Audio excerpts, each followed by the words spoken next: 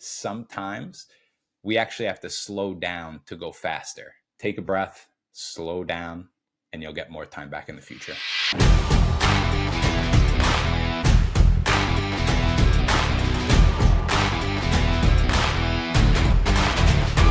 Happy Monday. We got a big week coming up. Today we have our weekly team sync meeting, which we're going to dive into RingCentral's new AI feature that automatically takes notes of your calls.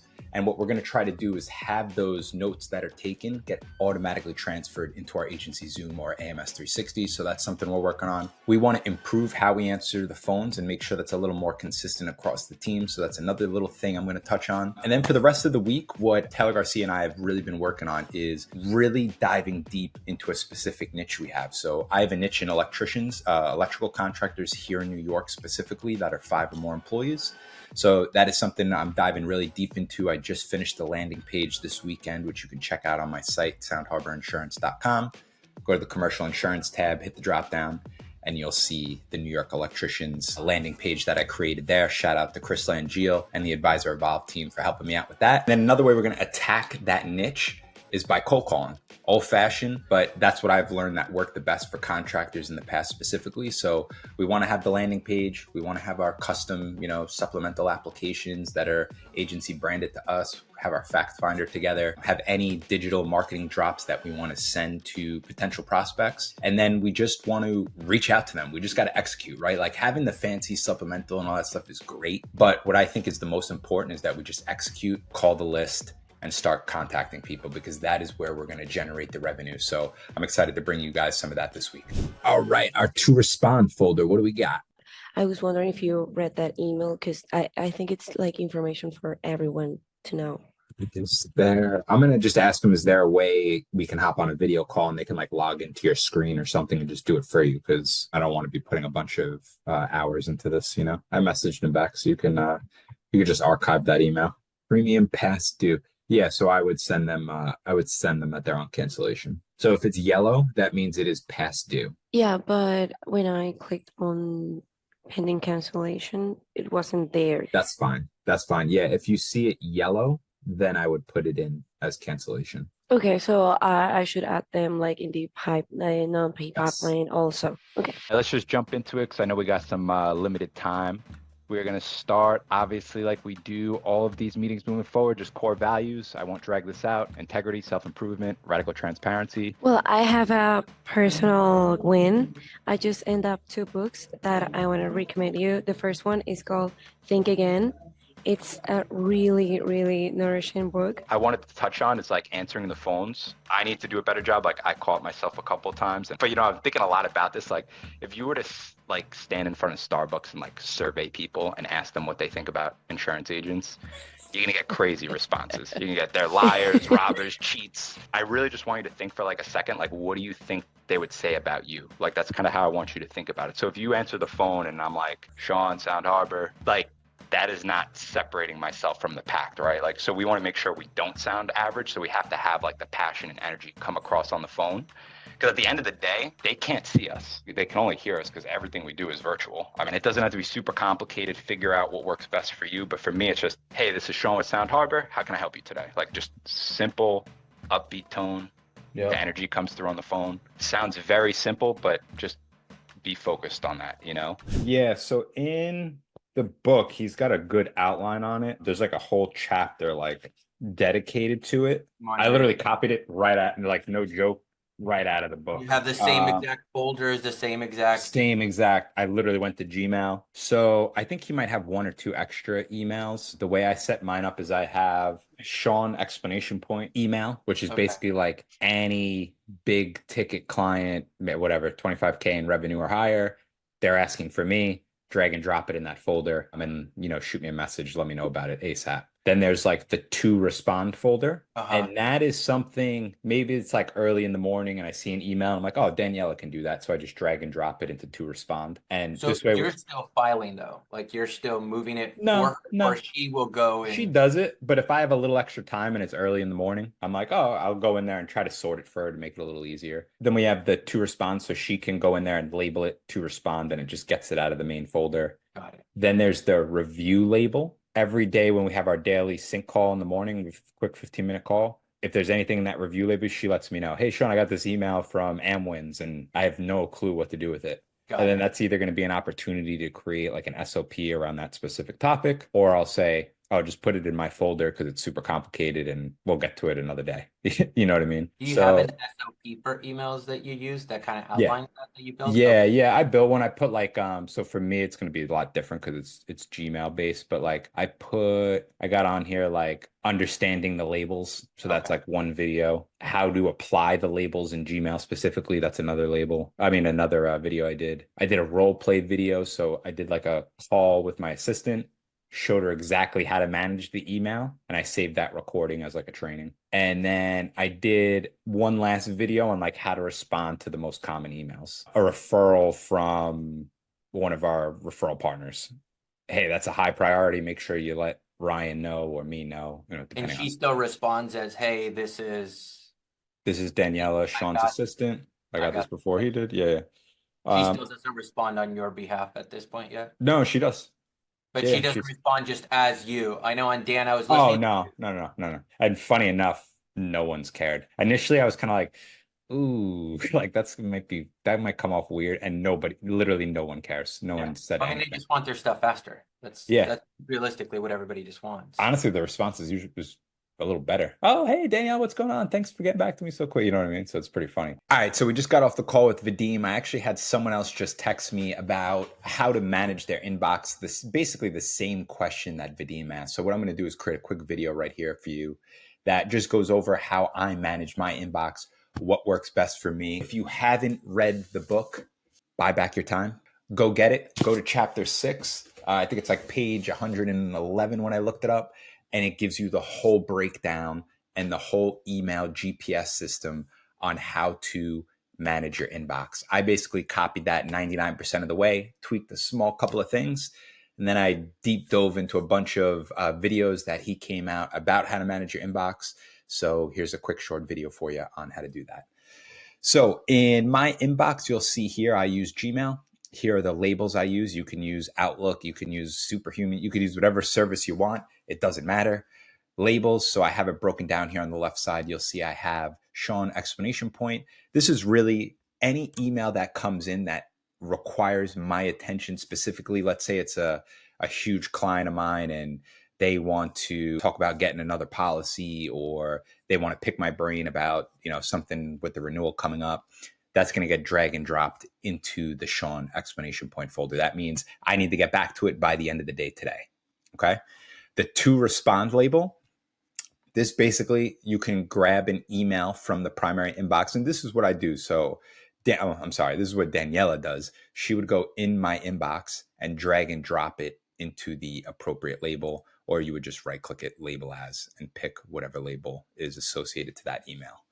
So Shawn explanation point, it's immediate. It needs to be done the same day by Shawn.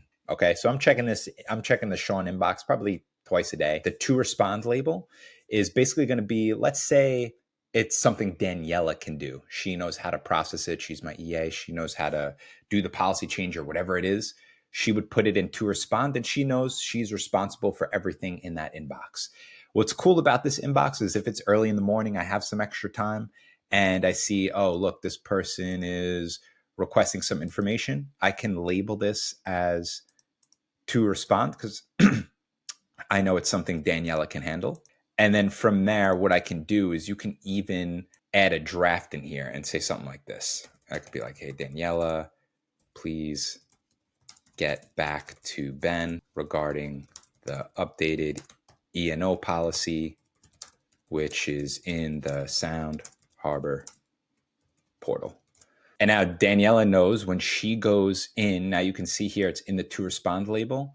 When she goes in, she's going to see a draft. She knows to open it, and here's the note to her. And now she knows how to handle it. And that's how we work those two labels. Now, the review label is for anything that Daniela doesn't know how to handle and that we're going to go over when we have our daily sync call. So we have a 15-minute daily sync call every day at 10:15. When we hop on that daily sync call, we have a strict agenda. One of the items on that agenda is to go over the review label. So, and that's a great time to go over training. Maybe I need to make a new playbook for things that are in the review label. So that's how we would use the review. The responded label is anything that Daniela has completed and has responded to, right? So if she responded to it, she's going to label it responded. And now I can go in there and once a week or once every few days, just check in that label and make sure things were done the right way. Okay. It's a great training opportunity. And if there's anything that I find that's, oh, that could be tweaked or done a little bit better to enhance the client experience, we could talk about it on our daily sync call.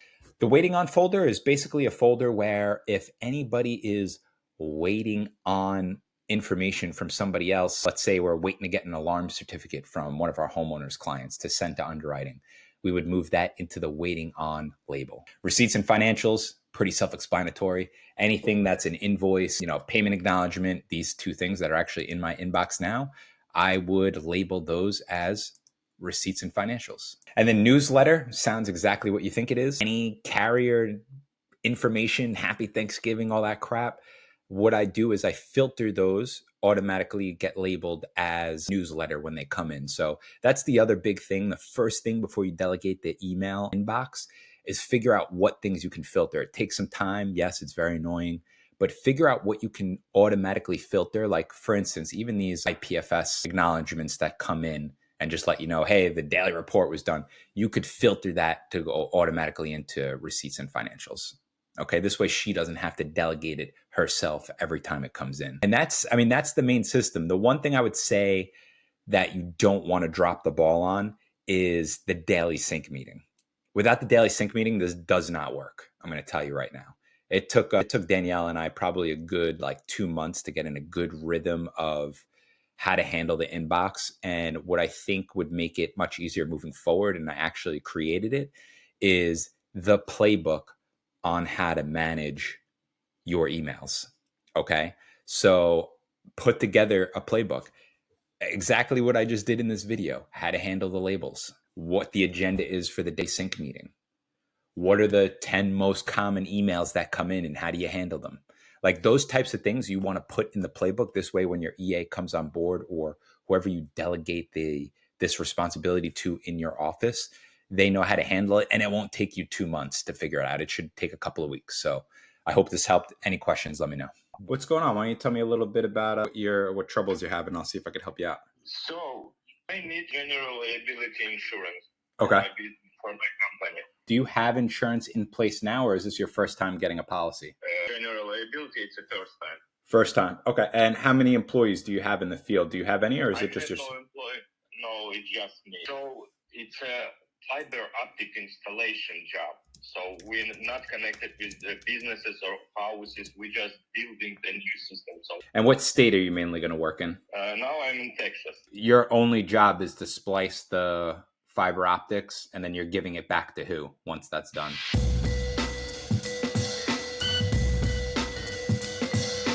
All right, Wednesday morning here, wrapped up an amazing coaching call this morning that was based around mindset, and it reminded me of a story that I wanted to share with you guys that I think could bring some value. And for most of you that know, I love fitness. One of the ways I track my goals is by counting my macros, so, a certain amount of carbs, protein, things of that nature.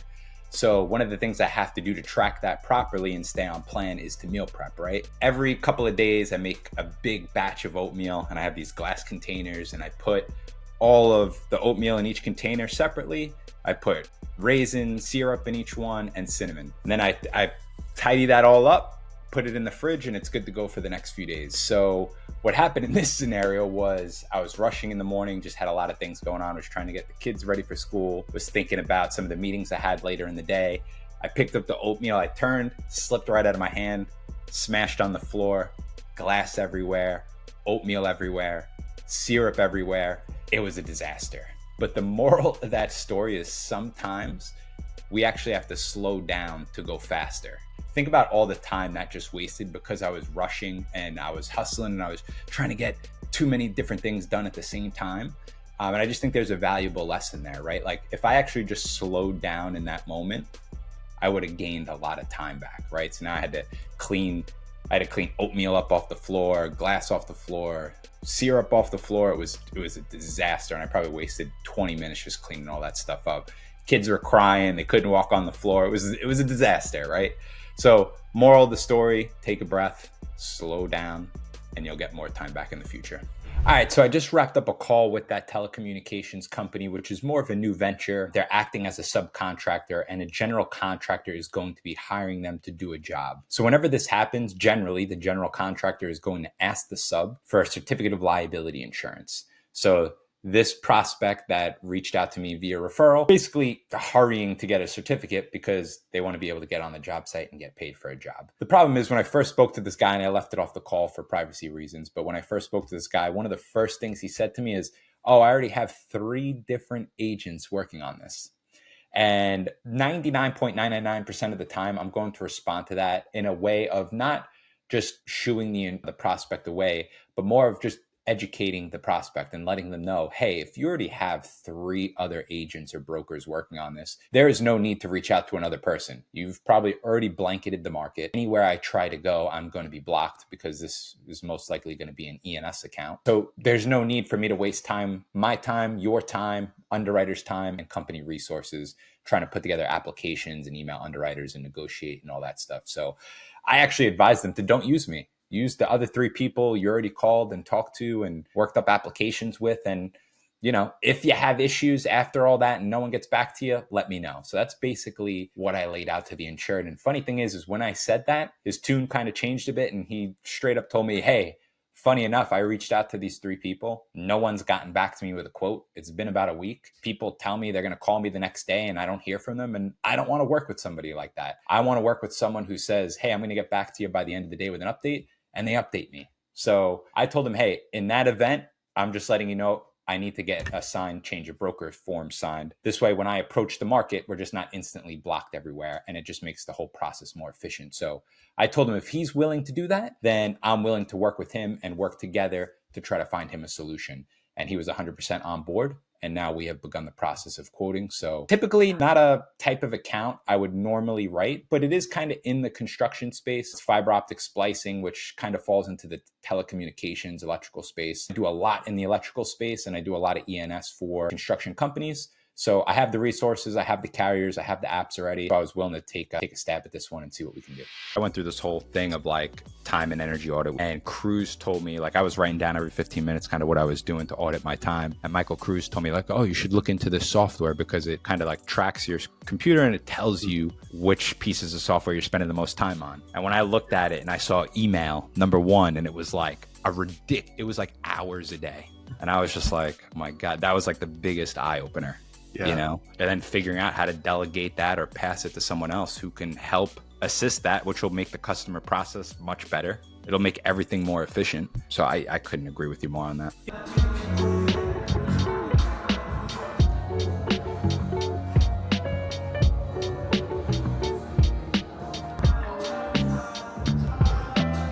All right, early Friday morning, just got finished reading, and something that came to mind is trying to figure out what books to read, right? There's so much information out there.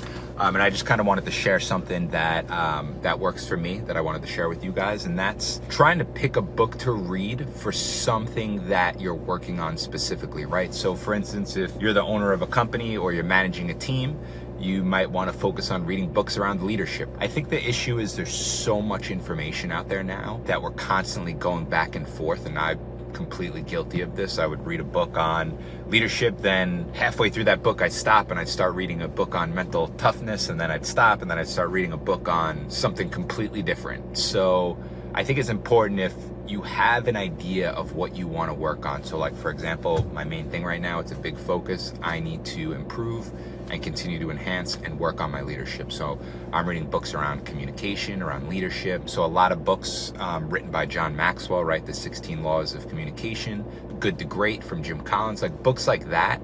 I'm trying to focus on now. You don't have to be exact with this, but if you ever read the book by Bo Eason, There's No Plan B for Your A Game, he talks about having an idea and working on that skill and giving it at least 60 days to work on that skill. So that's something I try to incorporate when it comes to reading or learning how to manage my time better, whatever the specific skill I'm working on. And I what's good about it is it makes me dive very deep into that topic.